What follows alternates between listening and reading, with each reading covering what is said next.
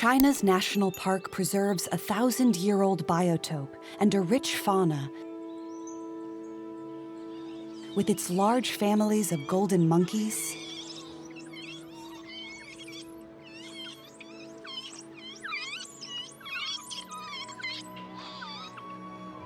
its Tibetan antelopes, and a multitude of endemic birds.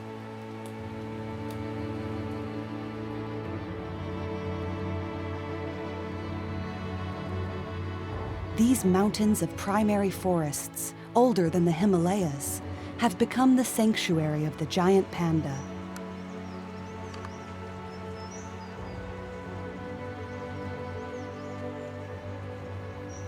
At one time, the panda's habitat extended much further north to Beijing, as far south as the Burmese Bay of Bengal, the Ha Giang Mountains in northern Vietnam, and Ha Long Bay.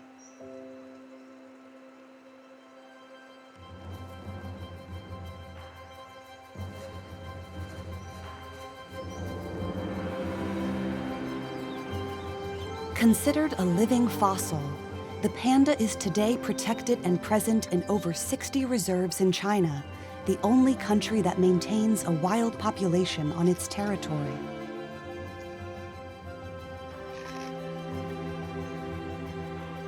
The successful release of a dozen individuals bred in captivity has increased their total number. Tracked by satellite using radio collars, these pandas are now perfectly integrated into the wild population.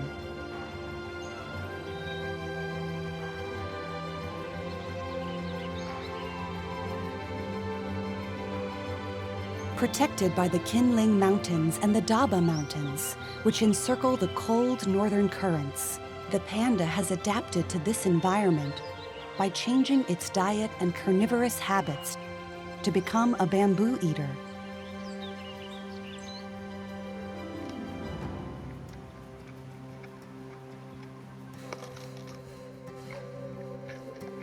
But its former carnivorous stomach means it has to eat dozens of kilos of bamboo every day.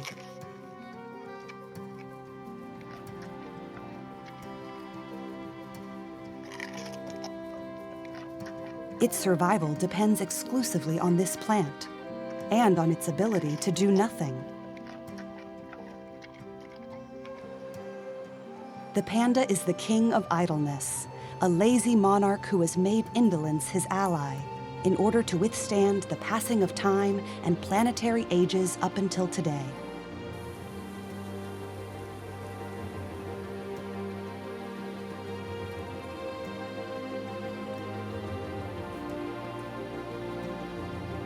In this isolated and unspoiled vast territory, the seasons are very distinct. Each one is a stage in the development of young pandas and the different species of animals that live alongside them.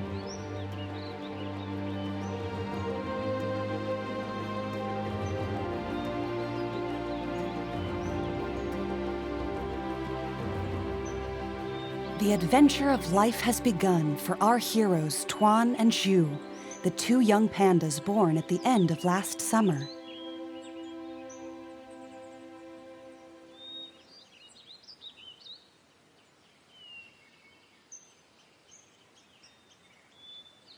Even though these two families of pandas live in the same area, they will never meet because the adults avoid all contact with other pandas outside the breeding season.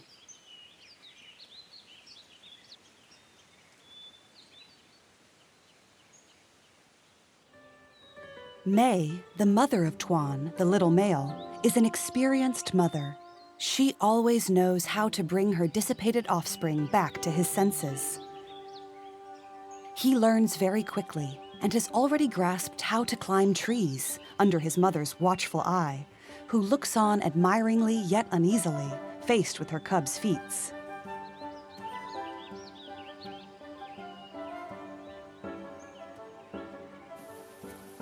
Bao is learning her role as a mother by educating Xiu, her first bear cub. She sometimes hesitates when putting the little female cub on the right path. but her tenderness is never failing. Her arms are always outstretched towards her baby whenever there is danger, or when it's time for a feed, interrupting her cub's fun and games.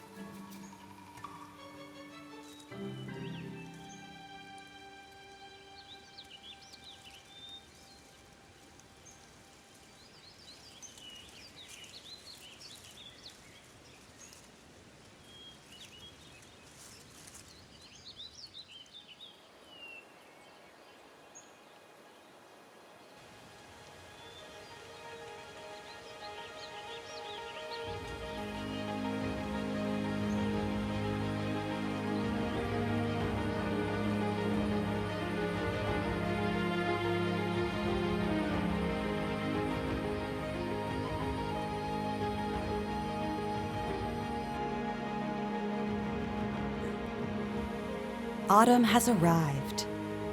May focuses on caring for her little male cub, Tuan. He is impatient. He would like to rollick around as free as a bird, but his mother won't have it. Her cub is still too weak and unstable. Whether she is eating bamboo or falling asleep, she holds her baby preciously close in a loving but tight hug.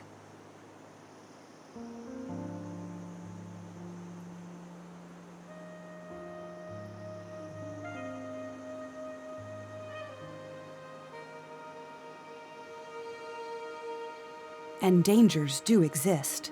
The clouded leopard is a predator with incredibly powerful jaws and long incisors, with a bite force of 544 newtons, surpassing the cheetah and the snow leopard, which are twice as big.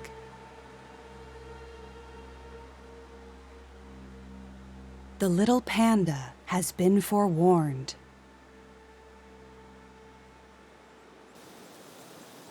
The autumn winds herald harsher weather, and the young panda's resistance is put to the test. At the beginning of this transitional season, deeper in the bamboo grove, the mother lets the little female cub Xiu down onto the ground when she takes a nap. This is a well-deserved rest for her because her constant attention takes up a lot of energy. The little cub is clumsy, but is already looking for adventure.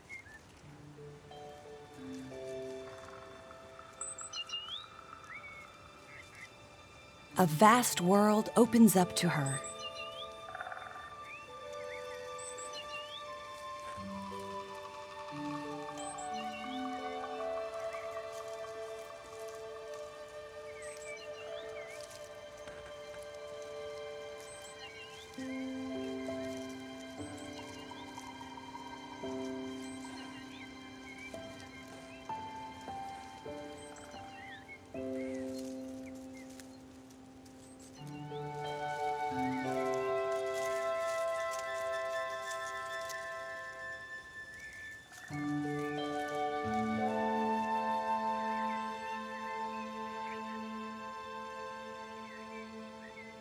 The most fun learning experience is climbing trees.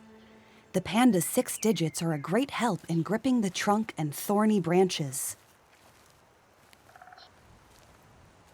They are called fingers, but they are in fact an extension of cartilage without finger bones.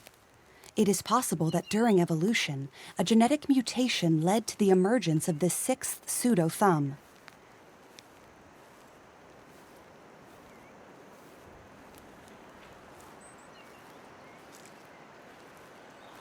This characteristic has helped it adapt to its new diet.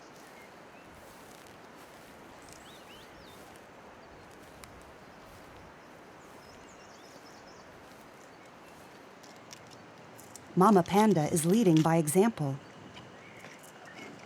She holds the bamboo in place with her fingers, or grips it with her fleshy pad.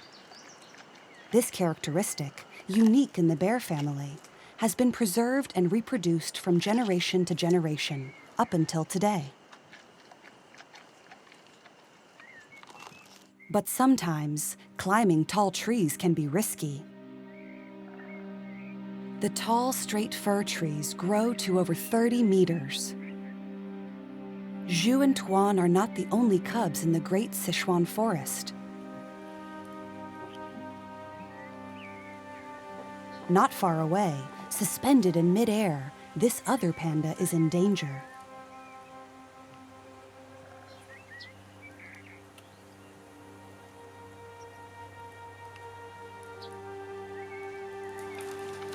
The fall is fatal for this reckless young panda.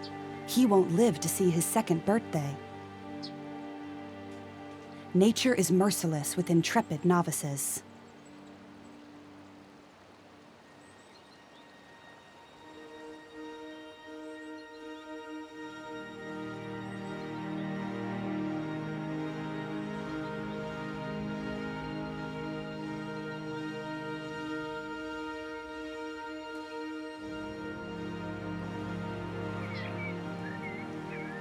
For now, Bao lets Xiu climb up to her own height.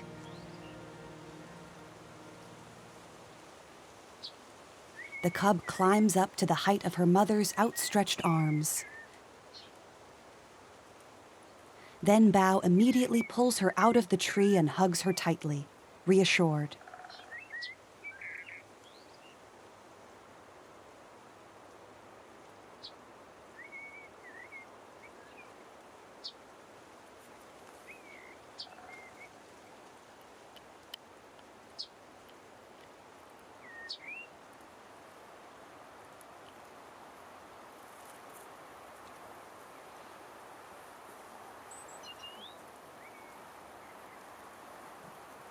It is in the panda's nature to climb higher and higher. Xiu cannot help but climb every tree she encounters. She learns quickly, but Bao is on the lookout and makes sure to bring her back to her side. Bao encourages these climbs, which may seem insignificant, but they build up her cub's strength. Her long, hard, sharp claws can support more than twice her weight. And, thanks to this daily training, climb to the top of the catalpa trees to dominate the valley.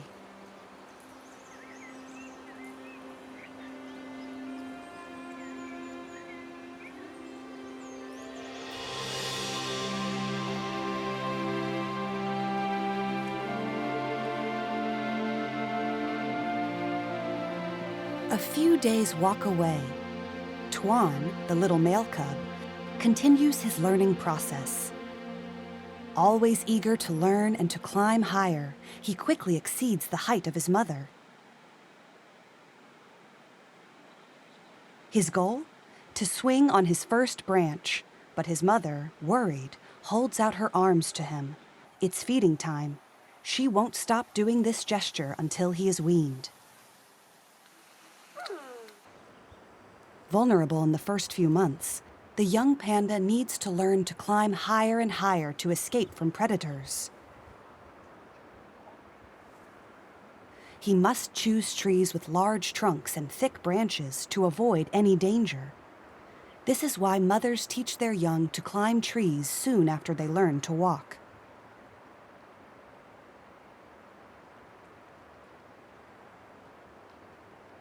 Tuan is intrepid and experiments with larger trees. He is stable on all four legs and confident. He climbs quickly and nimbly to dizzying heights.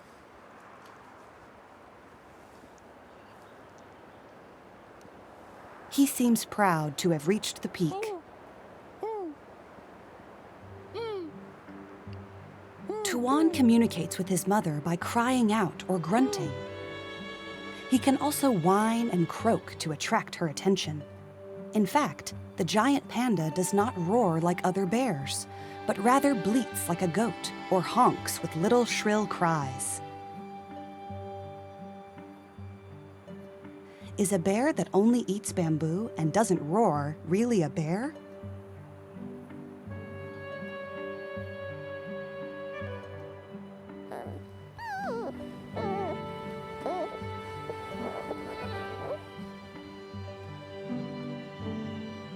But this time, Tuan has forgotten to climb back down to feed. He has preferred to go discovering and gaze at the world below him than to go back to his mother for a feed. So May, whose nurturing mother instincts kick in, has no other choice but to climb up to feed him when feeding time calls.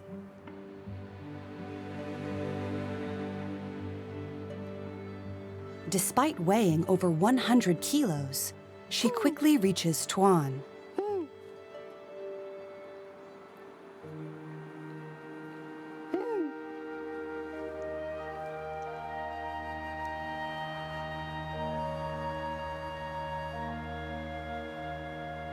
This is an exceptional moment, because normally, a female panda only nurses her cub comfortably on the ground.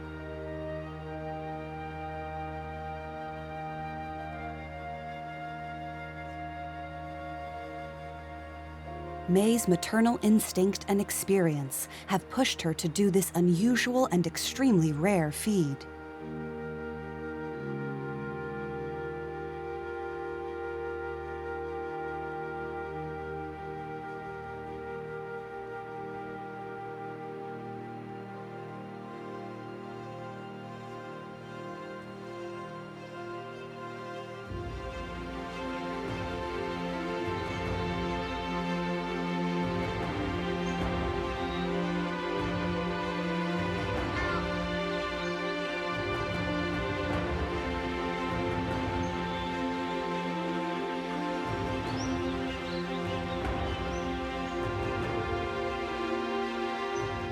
Winter is approaching.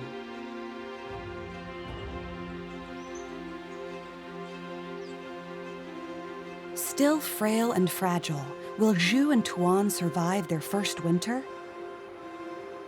Male or female, the dangers are the same.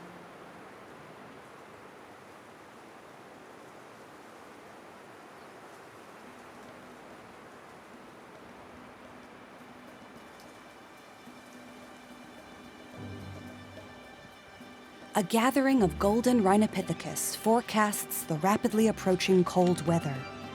A noisy and distracted colony of over 600 individuals invades the bamboo forest.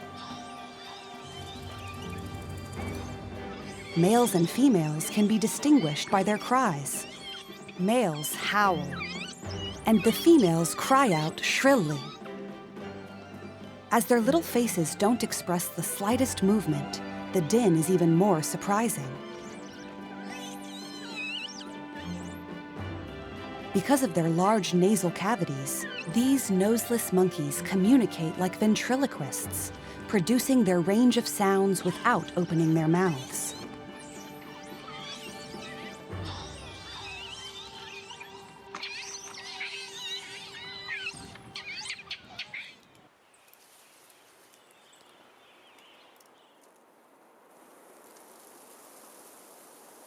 The forest floor is soon covered with snow.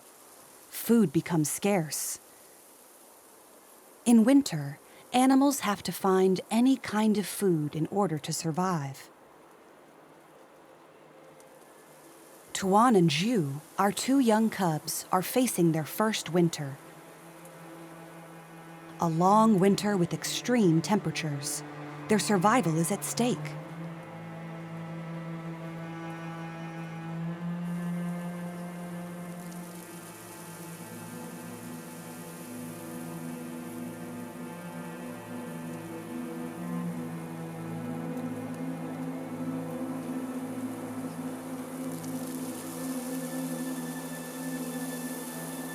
The harsh, freezing winter in these parts of China is ruthless for the weakest. Food is scarce.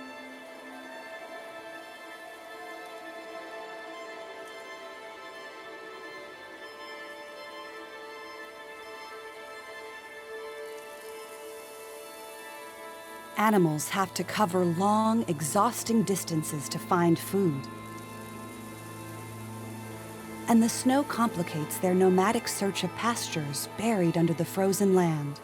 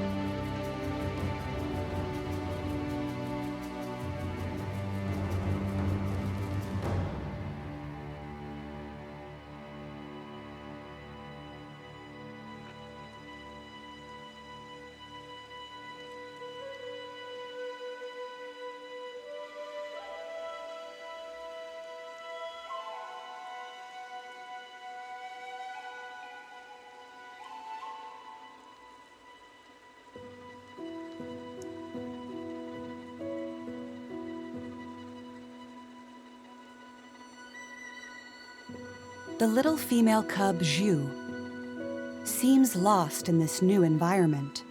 She follows in Bao's footsteps, not leaving her side. She discovers this new white world with apprehension, but very quickly realizes how fun slipping and sliding can be.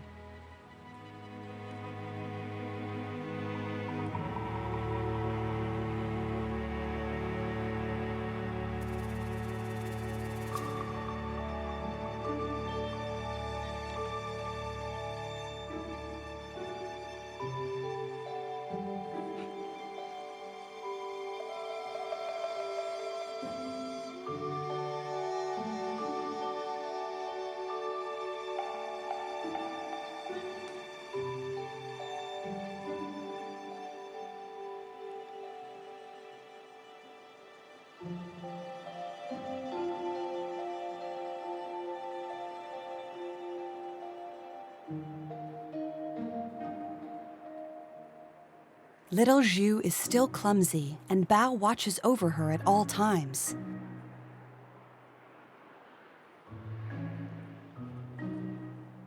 She continuously rubs her to warm her up, and always ends up taking her in her arms for a vital feed when it is very cold.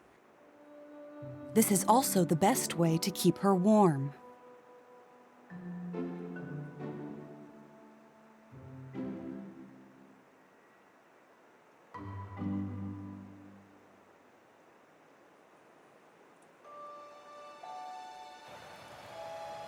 In the Sichuan forest, the temperature drops way below freezing, down to -15 degrees Celsius.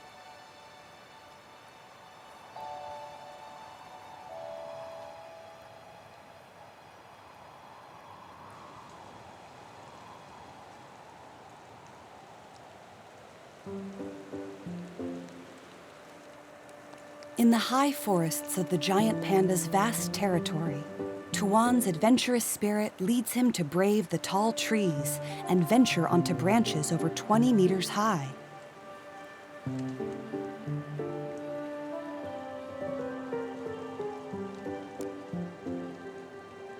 In the wind and rain, the snow and cold, he faces the difficult weather conditions, now moving like an acrobat.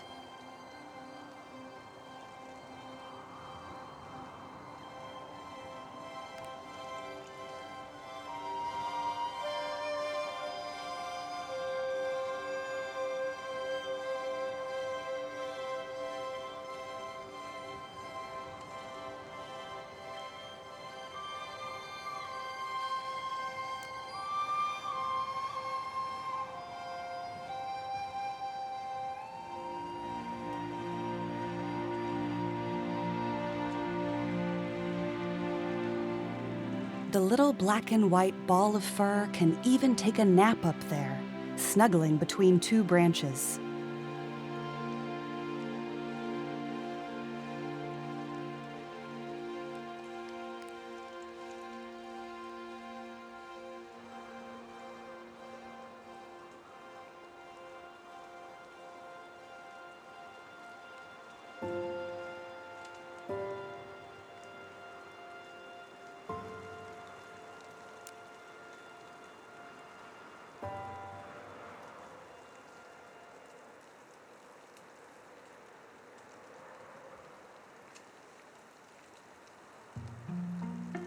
May is now reassured, satisfied with her offspring's gymnastic skills.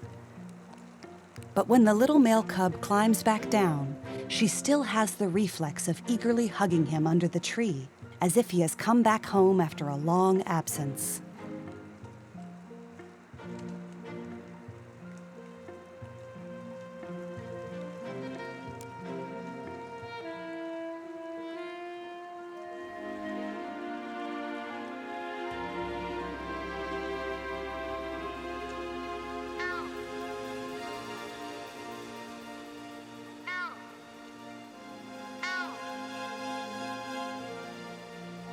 Down in the valley, in the cold winds, the ibises search for small mollusks under the frozen marshes, or fish under the ice.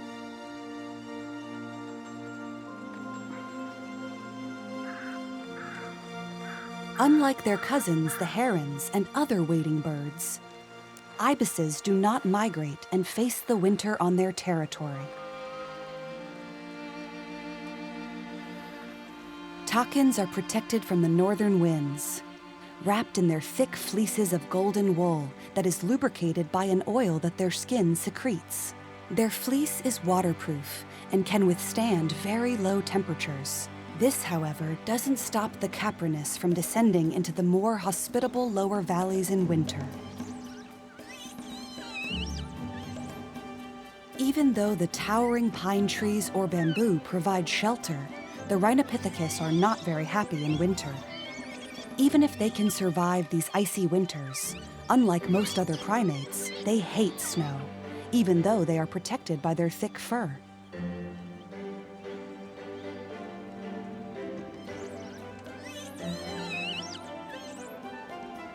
So they pass the time the best they can, by nibbling the lichen spared by the frost.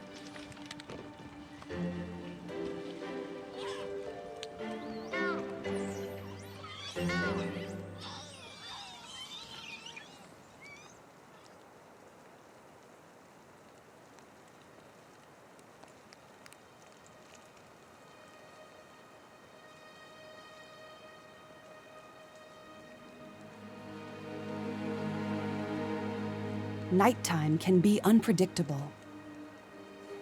Food is scarce and predators are ready to pounce on easy prey.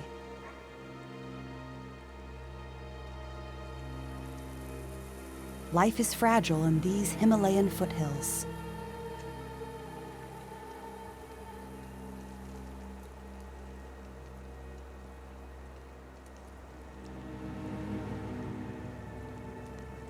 May watches over Tuan, but he is bold, often escaping her watchful eye. He isn't yet safe from predators like the invisible snow leopard.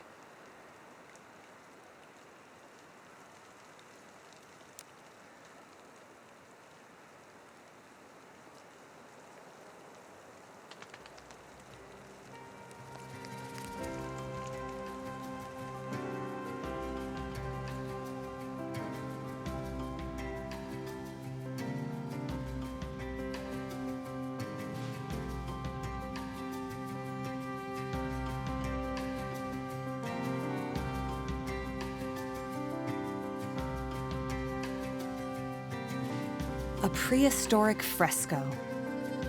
On the summits of the Sichuan Mountains, a single file of yaks seem to pose for a cave painting, survivors of a bygone era. They are looking for the first pastures emerging from the thawing snow.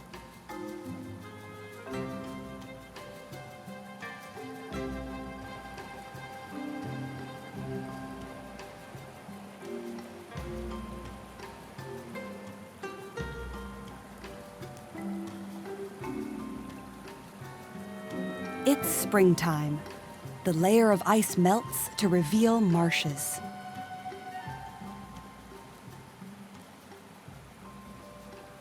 The ibis can finally feast on crabs, frogs, and emerging snails, their favorite dishes.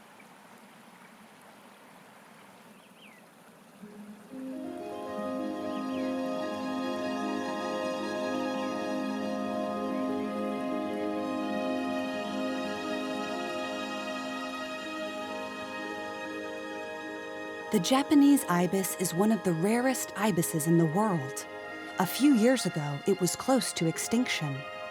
The panda's territory is its last refuge, where it prefers the marshes of the lowlands to the dense forests of the highlands.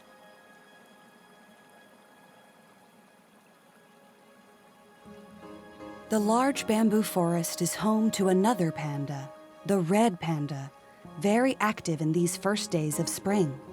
However, it is only a panda in name. This stems from a scientific error when it was discovered and hastily classified in the panda family. In fact, it has nothing in common with our giant panda. It is not even a distant relative, as it belongs to the weasel or stone marten family. The only thing they have in common is their love of bamboo, especially the young shoots which are easy to digest.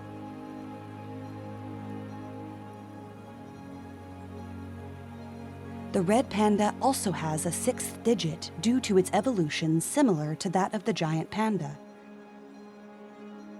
But scientists have sequenced their genes and found that they are not related, even though they have developed a similar sixth finger.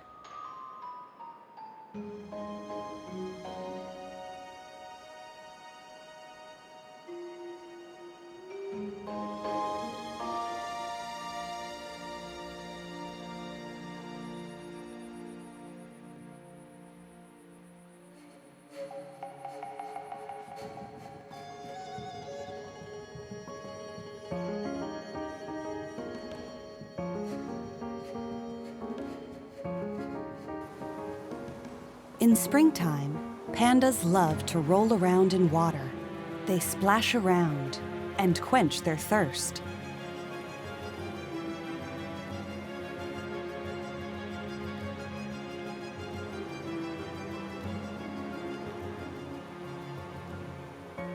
Yet Tuan doesn't seem to like these water games. May insists. By wading in the water, she washes herself and rids her fur of parasites. And Tuan must learn that, whether he likes it or not.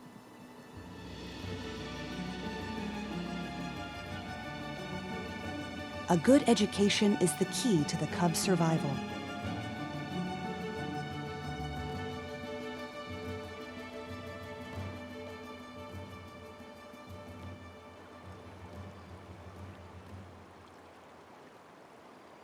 Exhausted by all his rolling around, Tuan falls asleep, like a log. He is growing fast. Each month he puts on more than 5 kilograms, and, at 9 months, he now weighs almost 20 kilograms. Maybe this is also why he is so tired.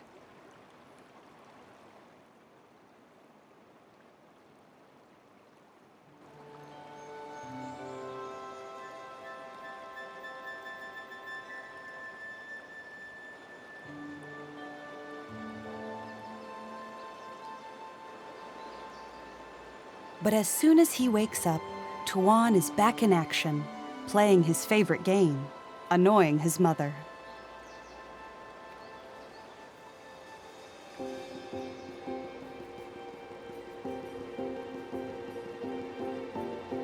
She shows patience because she knows that her little cub needs this excessive activity to build up his strength and character.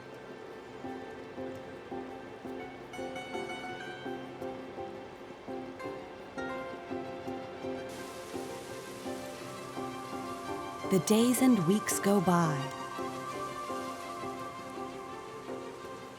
Summer arrives with its first vertical rays and heat from the tropics.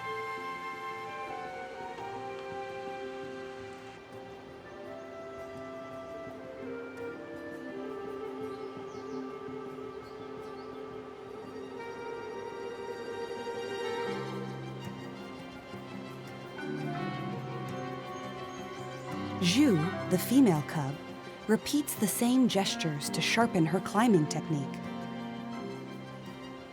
with varying degrees of success. But she's showing progress. Now she can take refuge high up in the trees in case of danger.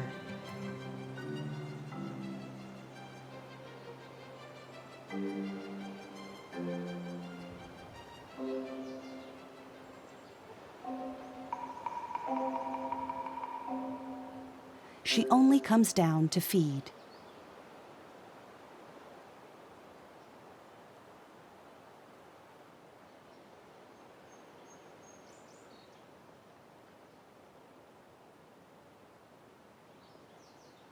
In this new summer, our little heroes are now 1 year old. They are beginning to differ in appearance and in character.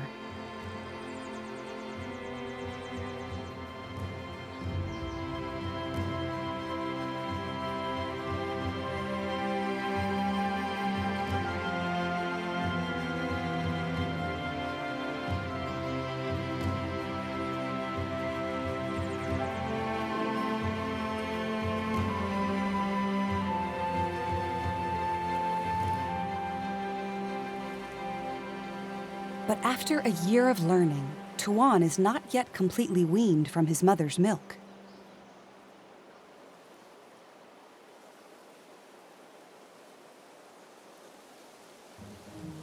For now, he still prefers to suckle than to chew tasteless bamboo stalks.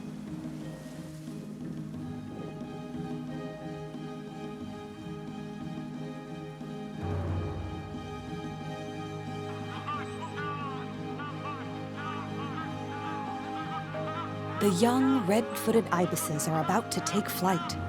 They are barely 1.5 months old and will soon have to go further afield to look for food, around 20 kilometers from their birthplace. Mating season or birthing season, each species obeys its own laws and instincts.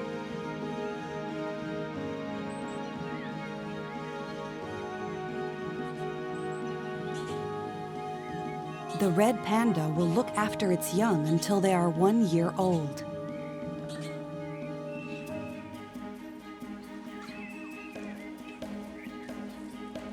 Not far away, in the great bamboo forest, the Rhinopithecus mothers share taking care of their young with the males. And a particularity of these noseless monkeys is that the young are fed in turn by females other than their mother. This unique social organization among primates is thought to strengthen the immunity of newborns and reduce infant mortality.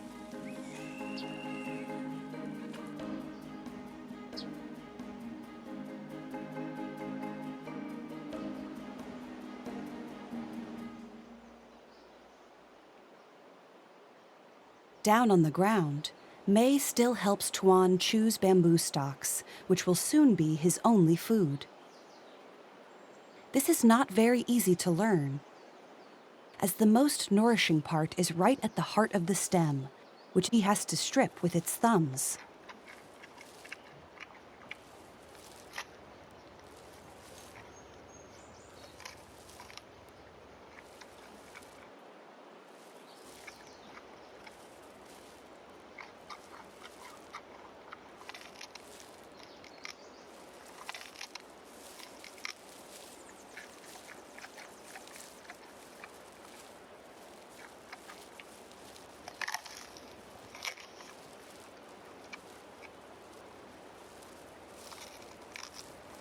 Tuan isn't very good at this game, nor patient, despite his 6th digit, which is very useful. It enables him to grab very small stems with his big paws.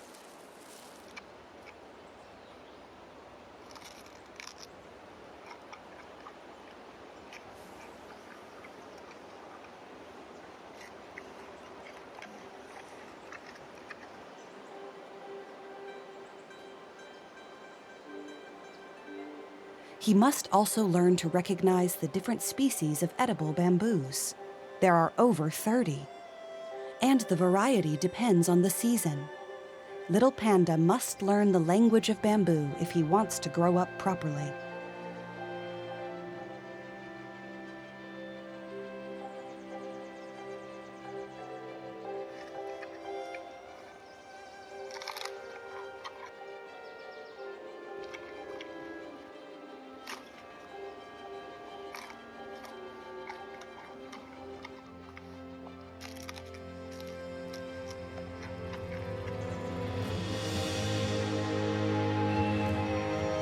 The following autumn, our 2 cubs are now more seasoned and are gradually finding their independence.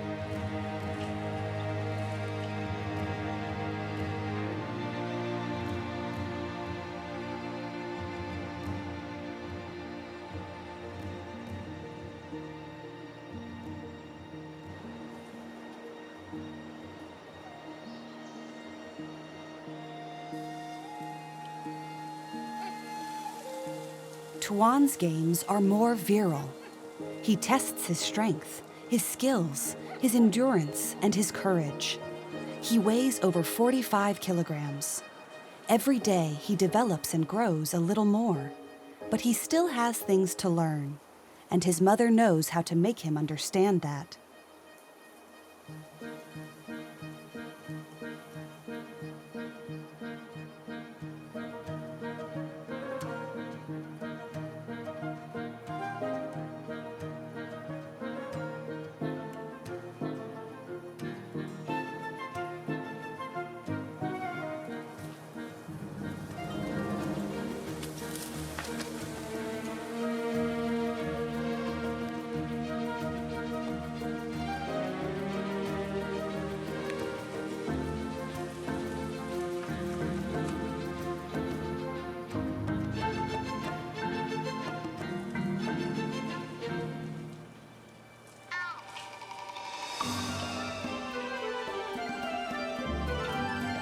In the foliage, where autumn leaves are scarce, the adolescent Rhinopithecus males, dominated by the alpha male, must disperse to form a harem in another group.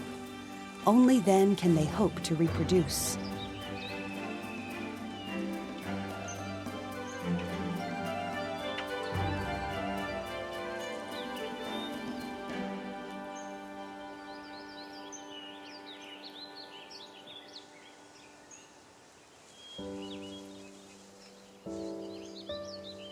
Each week, Tuan gains experience and maturity.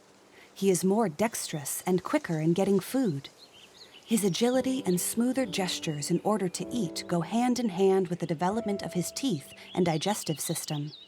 His strength has increased tenfold. Tuan now enjoys fresh bamboo. He spends long hours far from his mother in the bamboo forest.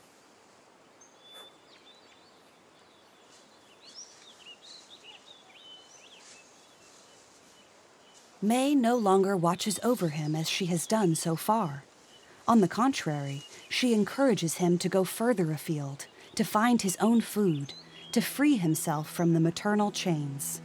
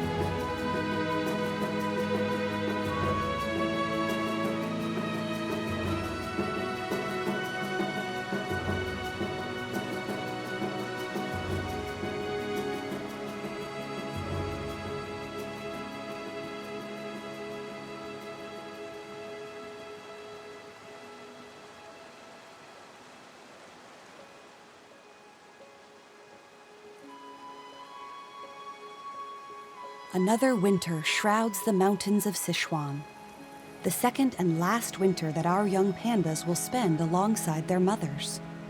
But this time, Tuan and Xiu are sufficiently trained to face the extreme cold and the scarcity of food.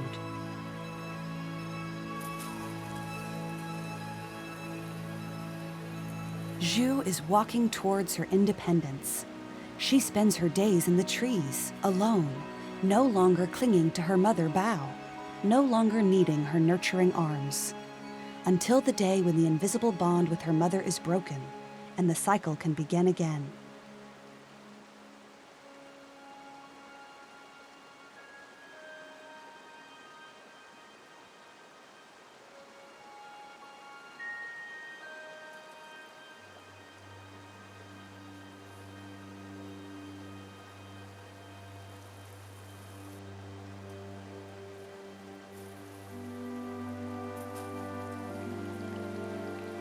The cycle is such a fragile one for the young Xiu and her fellow species, who depend entirely on the abundance of bamboo, a very special bamboo that blooms only once in its lifetime.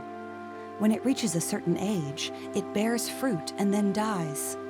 The fruiting period is the culmination of its growth and the last stage before a programmed death. The opposite of our life-giving fruit trees. And if the bamboo dies, it would drag the panda to its doom.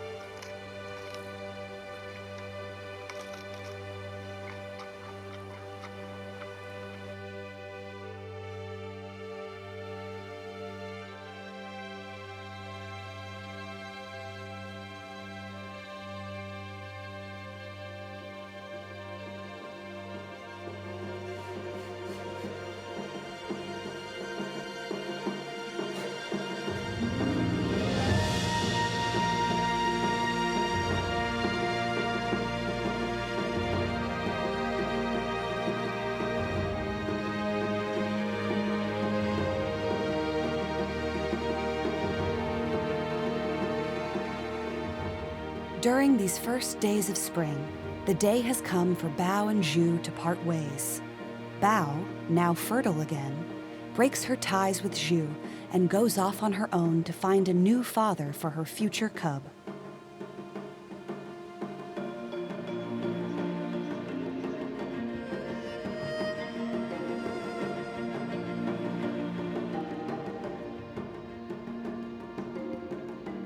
It is the law of nature, even though the mother panda has not taken her eyes off her offspring for almost 2 years.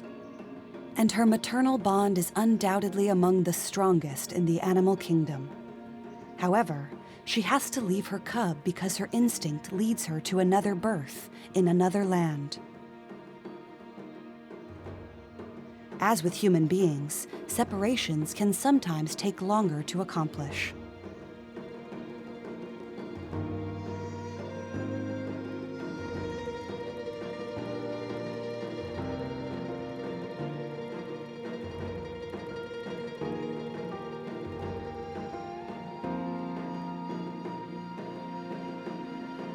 The panda is definitely one of a kind, far from the cliches of a cuddly, good-natured teddy bear.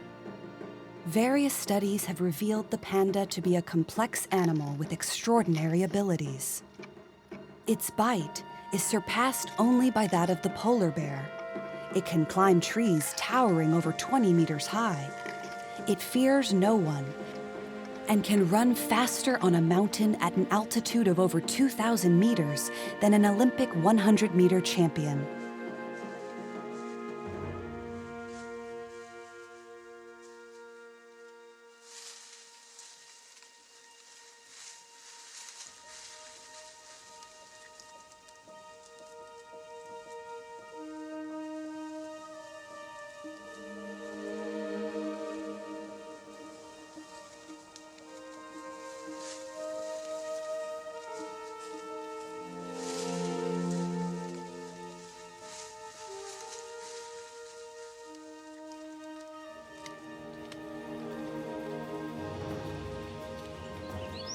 Tuan and Xiu have many years to live in this Eden in the mountains of southwestern China.